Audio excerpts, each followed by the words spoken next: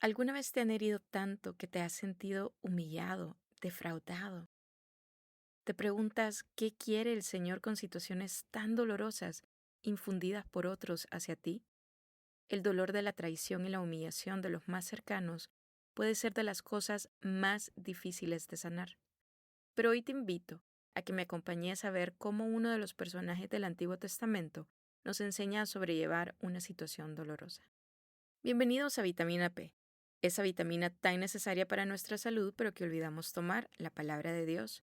Y aunque la dosis recomendada es mucho mayor a la que puedas recibir hoy, seguro que esta pequeña cantidad que decides tomar hoy multiplicará su efecto en ti y en tu vida. Mi nombre es Pame Díaz, una católica, empresaria, profesional independiente, común y corriente. Yo, en mi búsqueda de mi propia vitamina P, comparto contigo mis reflexiones más personales, fruto de investigaciones en diferentes versiones de la Biblia, diccionarios bíblicos, catecismo de la Iglesia Católica, doctrina social de la Iglesia y cualquier otro escrito que provenga del magisterio de la Iglesia, santos o lecturas relevantes. Quiero recordarte que aunque siempre intentaré compartir contigo las enseñanzas basadas en la fe y doctrina de nuestra Iglesia Católica, no significa que lo que aquí digo es. Así que si tienes dudas, siempre te recomiendo que acudas a un sacerdote de confianza para que pueda guiarte de la mejor manera. Hoy vamos a viajar al Antiguo Testamento. Vamos al final del Génesis, donde José, hijo de Jacob, nos da una gran lección que, por cierto, da muchas a lo largo de su vida.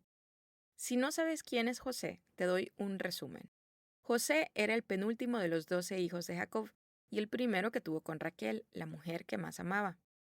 Por eso Jacob lo quería de una manera especial, tanto que se lo notaba demasiado y sus hermanos lo resentían.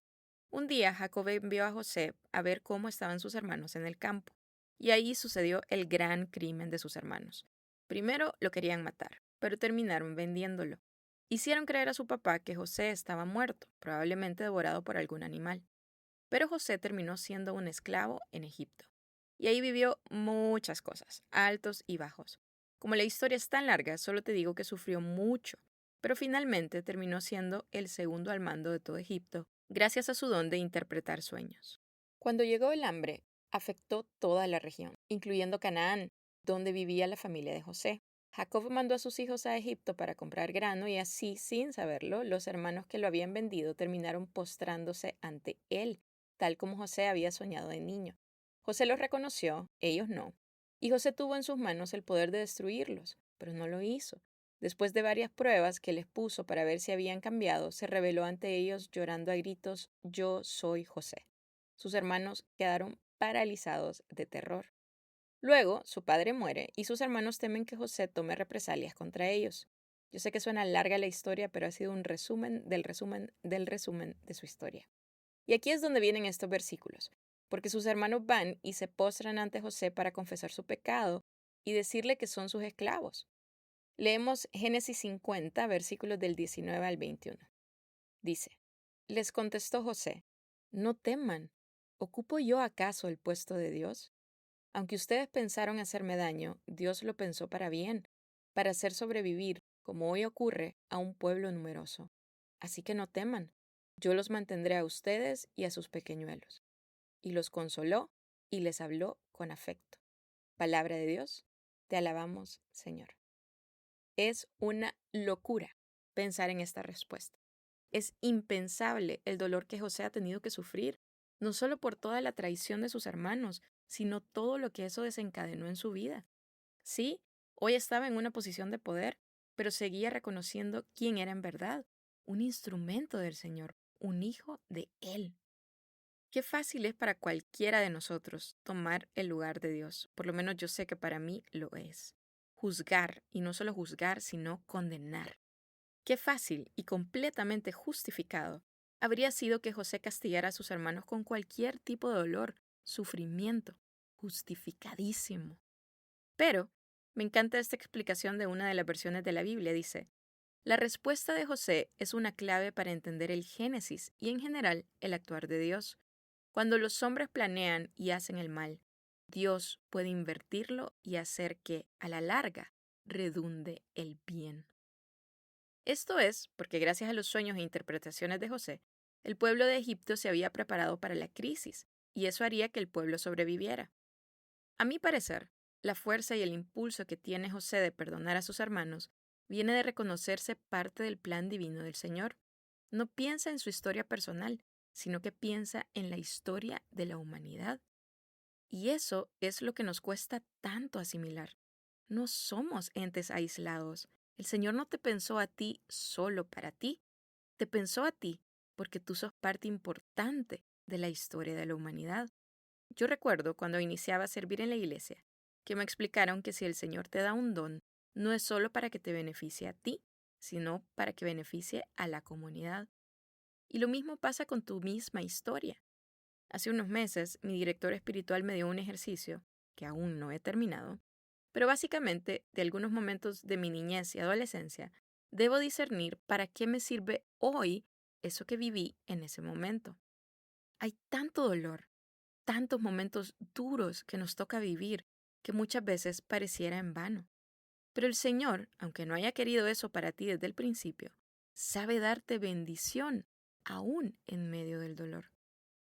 Cuando decidimos perdonar, y no solo perdonar, sino verdaderamente olvidar, nos volvemos parte del plan divino del Señor, porque en el plan divino siempre estará el perdón y el amor. Claro, el perdón no siempre significa exponerte a que te vuelvan a dañar, esa es otra historia. Pero el último versículo de este pasaje hace ese énfasis, porque José no solo les dijo que no tomaría ninguna venganza sobre sus hermanos. El versículo dice, y los consoló y les habló con afecto. Quien te ha lastimado, entre más cruel y duro haya sido esa persona, más te demuestra la falta de Dios en él. Por lo tanto, más amor necesita. José se convierte en un instrumento fiel del Señor, en una extensión de Dios. A través de él, sus hermanos pudieron experimentar el perdón y el amor del Señor. Yo estoy leyendo, meditando y escribiendo esto al mismo tiempo que estoy analizando lo difícil que puede ser para mí aplicar esto en mi propia vida. Entre más cercanos son aquellos que te traicionan y lastiman, más duele, más difícil es poder perdonar, olvidar e imitar a José. Pero como todo, a eso estamos llamados, a seguir ese ejemplo, a imitarle. ¿A qué te invito hoy? A que penses en esa persona que más daño te ha hecho y le perdones primero en oración. Hazlo iniciando con la respuesta de José. ¿Ocupo yo acaso el puesto de Dios? Y partiendo de esa frase, haz tu propia conclusión. ¿Qué significa que no ocupas el puesto de Dios? ¿Qué se supone que no te corresponde si no eres Dios?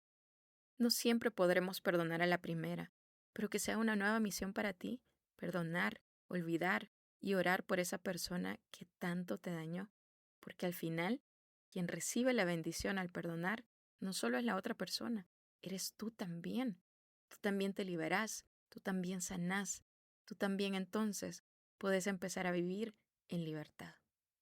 Gracias por acompañarnos en este episodio. Quiero recordarte que este es un apostolado que nace para compartir la buena nueva, especialmente en el mundo de los negocios. Si te gustó, ayúdanos compartiéndolo con otros, dándole like, siguiéndonos, dejando una reseña, que todo ayuda. Y si está dentro de tu presupuesto y tu corazón, también puedes aportar para que tengamos los recursos para seguir con este proyecto. Nos vemos en el próximo episodio, donde estaremos recibiendo nuestra dosis de vitamina P, la palabra de Dios. Que Dios bendiga tus empresas.